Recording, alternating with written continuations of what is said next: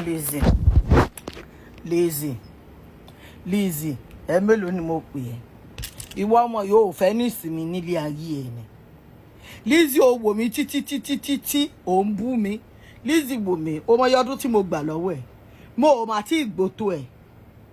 ṣé mo sọ fún ẹ pé mo fẹ́ gbẹ̀bí tiẹ̀ ni olóṣì ọmọ wèrè now ńgbà tó ọmọ èjì mi ṣá ọmọ èjì mi now ká fi yẹn lẹ̀ ìwọ lórí burúkú ọmọ òṣì tí gbidigbidi tó ti bára ẹ jẹ́ ó ní smooth skin ó ti ní wrinkle sórí wrinkle lójú mi ni ó ọmọ yọdún ti ń gbà lọ́wọ́ ọwọ́ ọmọ òfò yìí ni Lizzy olóṣìṣọ́ sọ fún ẹ pé mo gbọ́kọ lọ́kọ mo wá tún dààmú ìyàwó lé ẹ̀ Lizzy ò rí mi ni àbọ̀ ń ṣí èrè jẹ́ kí n faṣọ mi sílẹ̀ kó wò mí dáadáa mo wà nínú àwọn tó ń sẹ́. ẹ̀yin tèmi Mama Sita tó ti jáde fún Lizzy Anjorin ó ní Lizzy Anjorin wípé kò fẹ́ gbọ́ràn ó lóun sì máa kọ́ lọ́gbọ́n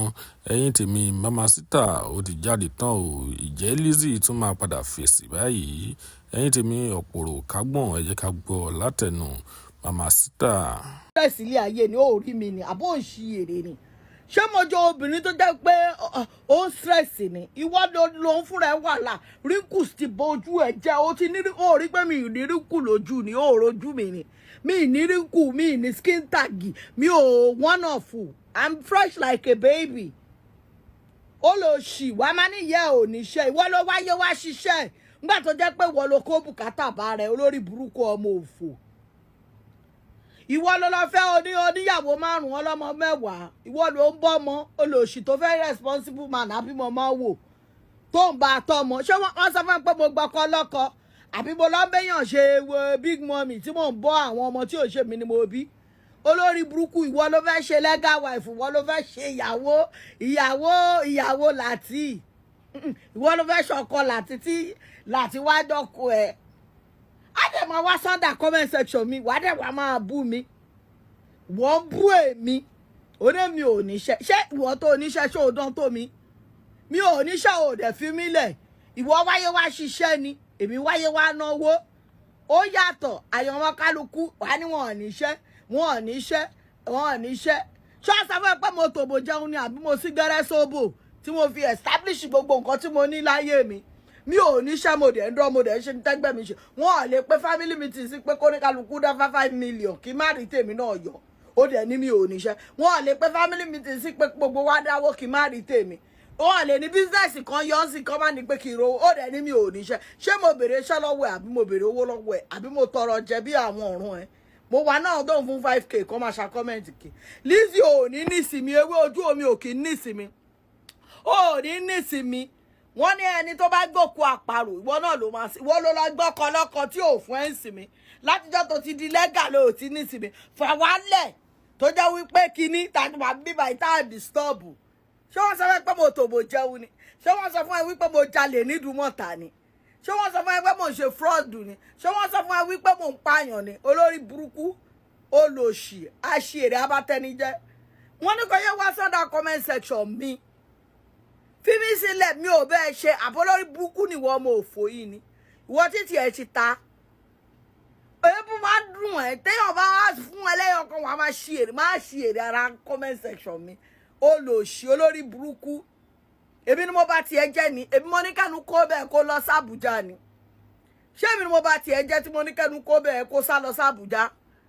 olórí burúkú ọmọ òfò ẹni arúgbó ti kékeré yẹ olóbò pọ̀lìmọ̀ olòṣì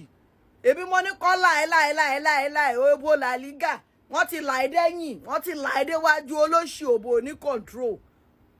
èmi mo ní kọ́ máa dúró ẹ dédé nígbà tó wẹ̀ ò grip oko láti mọ́ òbò ti lanu òbò ní control òbò grip nígbà tó bá ní kẹfì kékeré yín ó lè ká body count ẹ̀ bó lè ká tèmi ní òrókó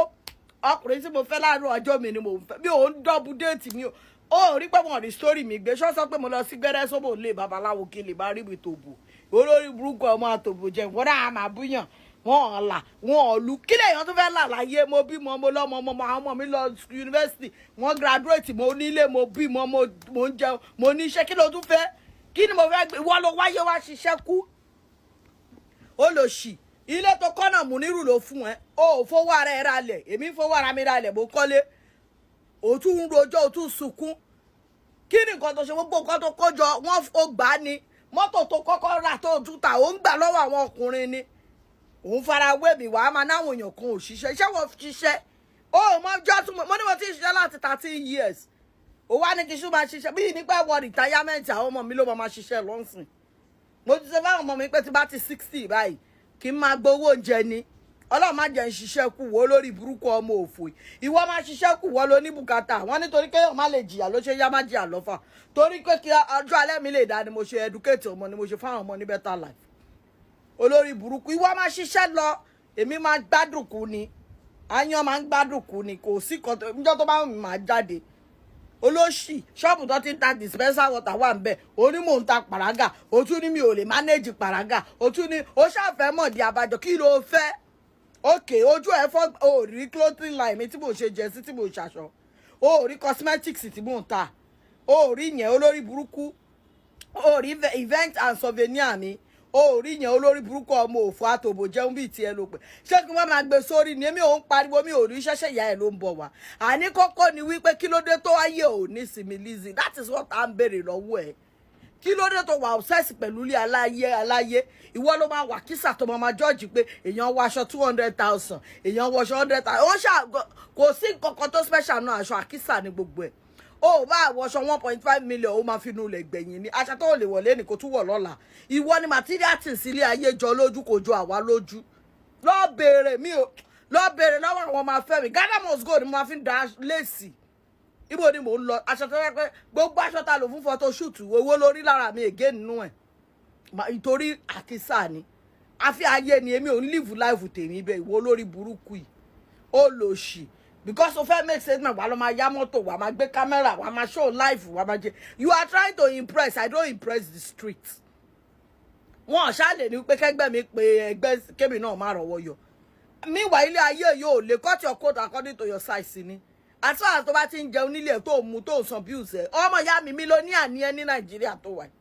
tí ò lọ sáré bẹ́ẹ̀ anybody kó o bá máa wà Ankara kó máa wọ polo kó máa wọ jeans ó dá níwọ̀n bá nìbó ìka òdò gba ṣòtìrí èèyàn kan máa níjù kan lọ ní nobody is dragging anything with anybody nílé ayé irú yín lẹ máa ń lé àwọn èèyàn léré tẹ máa jẹ́ kó lọ máa ṣògùn owó míwọ̀ owó tí yín gan ò mọ́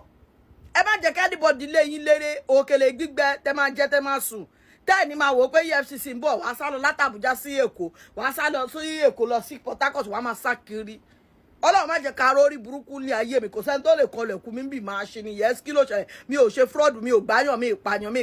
pátápá ti tán mi ò fògùn ṣòwò mi ò tòbò jẹun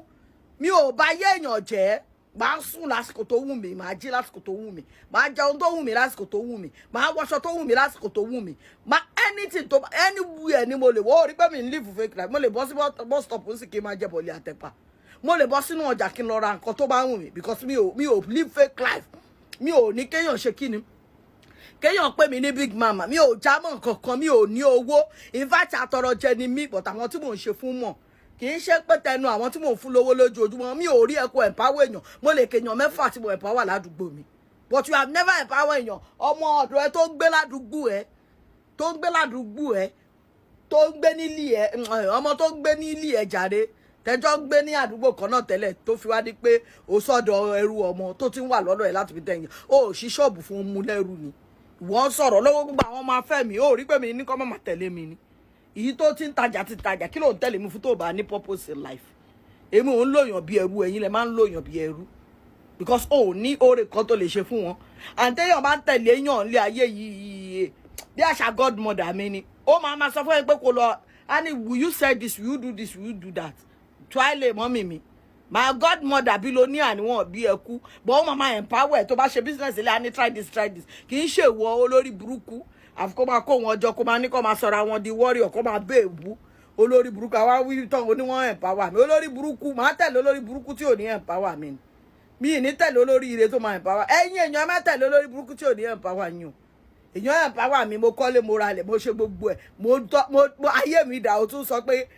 kí má wà proud of her wàláì mo wà proud of godmother mi obìnrin bí ọkùnrin ni kò ní empower èèyàn kẹ ó mọ iye èèyàn billions tó empower ó mọ iye scholarship tó ń fún yàn ní kí ni wọ́n ṣe wàá máa pè rẹ̀ ní billionaire ó ní jèrè ti rán wọ́n tó sọ láti di driver màá fún ẹ ní pàtó kò tí ì yá jẹ́ kí sáyé lọ ṣe nǹkan tí mò ń ṣe wọ́n tó sọ kọ́ di driver tó tọ́kọ ẹ tó ní kálọ̀tì táàrí kálọ̀tì dè Lizzy ò ní jèrè tí bá bẹ̀rẹ̀ pẹ̀lú ẹ ayé máa sún ẹ̀bọ mi ìfẹ́ bẹ́ẹ̀ come to the left toró kéré òbí tí òbí lò yàrá ò ní ẹ fuck off kókó ṣì lọ ìwé lórí burúkú ọmọ